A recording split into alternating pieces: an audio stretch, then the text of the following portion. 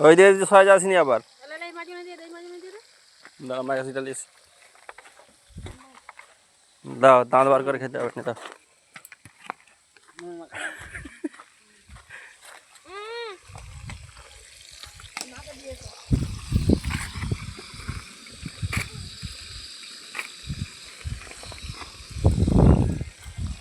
যারা মাছ খাবে এখানে চলে বোন দিয়ে দিতে বলে বোন বোন মাঝে মাঝে মাঝে বলে এখানে সবাই বসে পড়ে একসঙ্গে তো